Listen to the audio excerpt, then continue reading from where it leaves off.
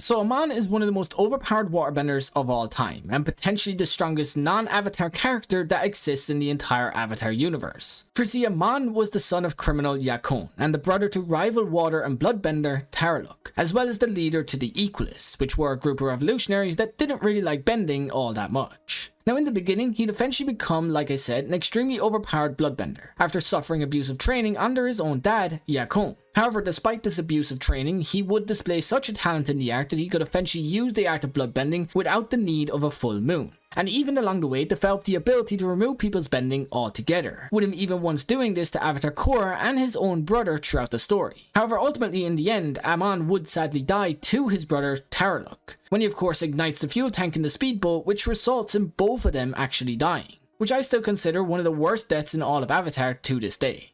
Up next we have Katara herself, who's a character that needs no real explanation, being that she is one of the founding members of Aang's team Avatar, as well as one of the most well-known characters in the entire series, but for the sake of the video I'm just going to give her a brief summary anyway. So Katara was of course one of the last waterbenders in the Southern Water Tribe, and eventually someone who went on to become Aang's waterbending master as well as his wife. Now over the course of the series, she developed as a character and became not only one of the strongest waterbenders in history, but also one of the best female characters in all of fiction, showing many of us aspiring writers a true example of positive femininity in almost everything she did, which I can tell you is no easy feat to accomplish. And what they managed to do with Katara's character is truly a work of art. Now she'd of course go on to learn and use bloodbending like Amon, but ultimately only use this to defeat Hama, and actually would go on to have it stricken from the record and made into a forbidden art following the 100-year-long war, where she would also eventually settle down with Aang and their 3 kids, before eventually going on to train Aang's next life, Avatar Korra, in much the same way that she previously did for Aang himself. Up next we have Kaya, who's actually the daughter of both Katara and Avatar Aang. Now she'd of course go on to inherit her mother's waterbending talents and eventually down the line became a powerful travelling healer in her own right, and eventually even using her healing abilities to help Avatar Korra herself. Now although she's never as politically involved as her siblings, she does go on to display her quality and strength in her calm, mature attitude and deep connection to the spiritual and emotional balance that she has within herself. And to this day she is considered and ranked as one of the strongest gay characters in all of Avatar history, which, while is something that doesn't need to be stated, is still a proud factor of who she is, and honestly something I think should be brought up a little bit more when discussing her character. Moving on, up next we have Ming Hua, who was a member of the Red Lotus and surprisingly a waterbender who was born without any arms, which at first may seem like a major disadvantage, but she'd eventually go on to adapt to her disability and become one of the scariest benders in all of Avatar. For see, she'd go on to develop this ability to make water tentacles, which she could of course then use in place of her missing arms. Now pair this deadly fighting ability with her incredibly high battle IQ, and you have an absolute powerhouse on your hands. However, unfortunately, she would go on to get killed during the Red Lotus attempt to kidnap Avatar Korra. This was of course during her fight against Pakku, which I still consider to this day one of the better fights in all of Avatar Korra. Now Pakku would of course during that fight go on to use a lightning attack on her watery body, which I ain't no chemist, but I can tell you water and lightning do not mix. Up next we have Unalaq, who was the chief of the Northern Water Tribe and a former member of the Red Lotus. Now in the beginning he portrayed himself as a great leader and somebody who was worthy of people's respect. However, eventually the truth would be revealed and he would become one of Avatar's most dangerous villains of all time. This was of course when he merged with Fatu and became the first ever Dark Avatar. Now after a long fight against Korra where he almost destroyed the entire Republic City, he would eventually be defeated. However, the effects he had on Korra and even the rest of the world would still remain to this day, with the Avatar cycle as we know it being completely destroyed in the process. Now of course it has been restarted, but things will never be the same, and all those past lives that we all once knew, including Aang himself, have forever been lost, which you don't need me to tell you is absolutely devastating to any Avatar fan in the world. Quickly moving on, however, up next we have Desna and Eska, who were the twin children to Unalaq himself. Now in the beginning they were both initially incredibly loyal to his goals and desires, and also pretty talented in a kind of cold and creepy way. However, as time went on, they'd eventually developed some internal conflicts regarding Unalaq's ambitions, and even eventually towards the end went on to turn against him and aided Team Avatar in his defeat, which honestly may not have even been possible without their help. Now much later they go on to assume leadership roles within the Northern Water Tribe, where it is believed that they stayed for the foreseeable future. Up next on the list we have Hama from the Southern Water Tribe. Now at a very young age, Hama was captured and imprisoned during the Fire Nation raids. However, while she was locked inside her jail cell, she would go on to learn and master the art of bloodbending, and as far as we know to this day, is the first to ever learn this subset of waterbending in the entire world. Now, she'd eventually go on to break out of prison and settle in the Fire Nation village, where she'd eventually go on to meet and teach bloodbending to Katara herself. However, on that night of the full moon, she'd turn against her and almost kill both Aang and Sokka in the process, which of course pissed off Katara to such an extent that she would use this newfound ability to defeat Hama, and eventually get her arrested and locked away once again, where it is believed that she would remain until the day of her death, which came a few years later. Now up next we have someone that we previously mentioned, and it's another famous bloodbender. It's Yakone, who is a powerful crime lord that, just like Amon, could bloodbend without the use of a full moon. That was of course until he was arrested and eventually had his bending abilities completely removed by Avatar Aang himself. Now he was then imprisoned for the next few years of his life, until he was eventually freed by his gang and forced into hiding. Eventually, after changing his appearance and having two children, Tarrlok and Noatak, aka Amon, he'd go about seeking his revenge on Avatar Aang. This was of course by training his two kids in the art of bloodbending. However, it wouldn't go as well as he had hoped, because one day when the kids were fed up with all of his abuse, they would turn against him, and eventually even go on to abandon him altogether, leaving him to rot in the Northern Water Tribe. Which is honestly about the best thing they could have done to this abusive bastard. Up next we have Tarrlok himself, the son of Yakone and the brother to Amon. Now Tarrlok would go on to use his bloodbending abilities to gain political power within the world. That was however until his connection to Yakone was finally revealed, which only led to him, like his dad, being arrested and locked away. Now much later he would go on to redeem himself against his own brother Amon, when he of course killed both himself and his brother by detonating their boat and having them both killed. Which, while this is stated to be a bit of a redemption for him, to me just sounds like a fairly stupid way to die.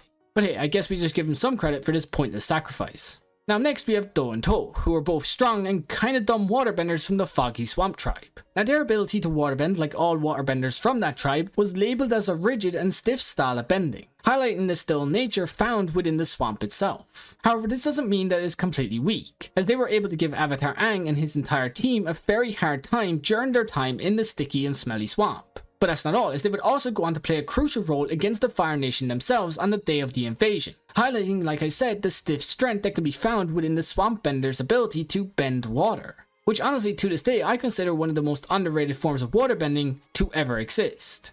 But now staying on the Foggy Swamp tribe, let's talk about Hugh, who was another member of that tribe and potentially the strongest swamp bender that ever existed, with his ability to control and manipulate plant life itself being one of the most creative and powerful looking abilities in the entire series. Now after giving Aang and his team an incredibly hard time in their fight, he would actually go on to teach Aang one of the most important lessons that he would ever learn, and that's the lesson about the importance of all life being connected, which is actually something that would go on to play an important role in the development of Aang's character as the Avatar. Which also just highlights how in this series, most of the minor characters that we see along the way have actually something very important to teach each and every one of us if we just listen and learn. Which honestly again is just a testament to the writing ability that is found within this series. But now without rambling too much, let's just move right along. Next up we have Pakku, who was a master waterbending teacher and elder in the Northern Water Tribe, and someone who in the beginning was considered a very sexist individual. For see, in the beginning he refused to train Katara completely, as according to him, the old traditions state that women are only healers within the tribe, and are actually forbidden from learning any combative abilities.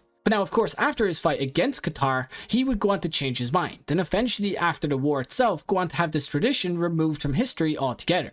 Now during The Last Airbender, he was actually named one of the best waterbenders of all time, and eventually gained so much respect that he would actually go on to join the army of old badasses in the Order of the White Lotus, where he would then take part in the liberation of Ba Sing Se, fighting and defeating many Fire Nation soldiers who were actually enhanced by Sozan's Comet, which just shows you the level of strength and mastery that he must have over just the simple art of waterbending, which honestly also goes on to make him stand out as one of the most underrated waterbenders of all time. But now speaking of Pakku, let's go on to Sangok, who is a waterbender from the Northern Water Tribe and was one of the only few students who ever learnt under Master Pakku himself. However, this doesn't correlate back to him being any good at waterbending, as he is actually considered to this day one of the worst waterbenders to ever exist, which was only made more obvious by the complete humiliation that he suffered under Katara herself, which was actually a result that left Master Pakku himself expressing disappointment in the absolute uselessness of his student. Up next we have La, the ocean spirit that lives in the Spirit Oasis. Now La currently takes the form of the black koi fish and is one of the two spirits seen in the Oasis Pond, with the other of course being the white koi fish named Tui, which is also the moon spirit that eventually gets killed by Shao during the siege of the Northern Tribe. Now following this, La merged with Aang and became a gigantic monster made of water and light. Together they go on to lay waste to the entire Fire Nation army, before eventually returning to normal after Tui was revived by Princess Yu is sacrificed into becoming the new moon spirit. However, the loss and return of Tui that day reminded the world of how dependent bending is on the spiritual balance itself, and reminded everyone about how important it is that these spirits remain intact. But now speaking of Yue, she was the princess of the Northern Water tribe, and like I said earlier, the one who sacrificed herself to save the moon spirit Tui from death. Now she did this by essentially merging with it and becoming part of the new moon spirit, which while this did save the lives of almost everyone around, sadly resulted in the loss of her own, which is something that to this day still kinda hurts a little. Like this was the girl that Sokka fell for, and the girl that he was finally getting close with, and then she just gets taken away like that? Like come on, give my guy a break, he's been through a lot. But anyway, moving on, let's talk about Siku and Sura, who were actually the first known waterbenders to be born in the Southern Water tribe after Katara and her team ended the 100-year-long war. They'd eventually go on to learn underneath Pakku himself after Katara convinced him to do so, and it's believed that under his training they would go on to become some of the most gifted waterbenders the Southern Water tribe has ever seen. Up next we have Taqukaq, who is the waterbending master that taught waterbending to Avatar Roku himself. Now he's never really given much screen time and little is actually known of him overall, but what we do know about him is that he is considered one of the most legendary waterbenders to ever exist, and throughout his life he became renowned for his ability to bend fog to such a degree that he could even conceal himself almost completely. And eventually he would even go on to use this ability to act as Roku's spy during the Four Nations Summit, although there is very little information to this day about that summit itself. Now he's also stated to have a lot more abilities in his arsenal, but they've never truly been explored, and like I said, we have very little content around him overall. So just know that he's believed to be insanely strong and the one who actually made Roku into a waterbending genius. Up next we have Tonraq, the dad to Avatar Korra and the warrior of the Northern Water tribe. Now after aiding Korra in many of her fights against Unalaq and the spirits alike, he would go on to be appointed as the first Southern chief in the newly independent Southern Water tribe, where he'd then eventually settle down and stay for the rest of his life alongside his wife Senna, who was also a confirmed waterbender who never used her abilities at all. Up next we have Kavik, who is a waterbender from the Northern Water tribe. Now he mostly just worked as an errand runner and an informant, before meeting and eventually joining Avatar Yang Chen on many of her adventures. That was of course until he eventually down the line betrayed her for his brother Kalyen, which understandably resulted in her losing trust for him and abandoning him for part of her journey. And as far as we can gather, sadly that trust has never been gained back. Now finally on the list we have Katara once again, only this time it's actually Kaya from the unaired pilot episode of the show. So what many of you may not know is there actually exists an unaired episode, where in it Katara has the name that was later used for both her mother and daughter Kaya. Now of course this name change doesn't actually change a hell of a lot in the series, and she's pretty much the same character in that pilot episode as she was in the original series. But to me this original Kaya name represents an early creative direction that the franchise could have taken with her character, and it's honestly just something that has me wondering what the direction for many of the other characters actually could have been. Like could Sokka have been a waterbender in one of their creative decisions? Who knows? But how crazy would that have been? But anyway, with that said, that actually does it for every waterbender that exists in the Avatar series. At least every important one that we actually have some knowledge about. I do hope you all enjoyed and have a great day or night wherever you are, and peace.